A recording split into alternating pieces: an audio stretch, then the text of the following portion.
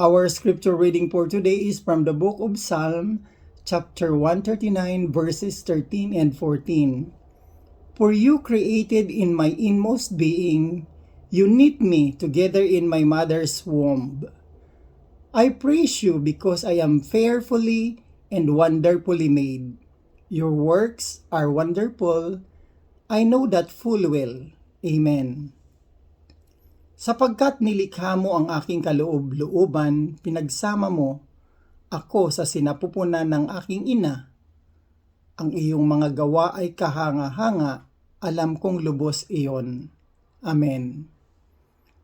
Ang passage natin ngayon ay napakahalaga dahil mahalin natin ang ating mga magulang, ang ating mga nanay dahil sila ang unang nagsakripisyo para sa atin.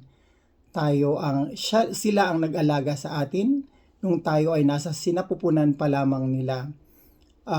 At syempre lagi nating pasasalamatan ang Panginoon dahil ginabayan niya ang ating mga magulang, ating mga nanay para tayo ay isilang dito sa mundo, makita natin ang kagandahan ng mundo.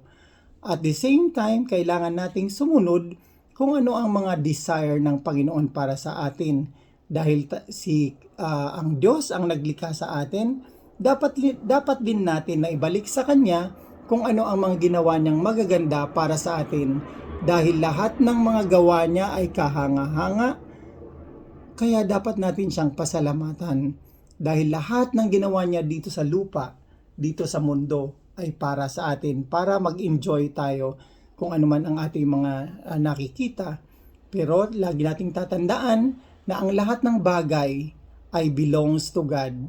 Pinapahiram lang ito sa atin, kaya dapat natin natatandaan na tayo ay magmahalan, magbigayan, kung ano man meron tayo ay i-share natin.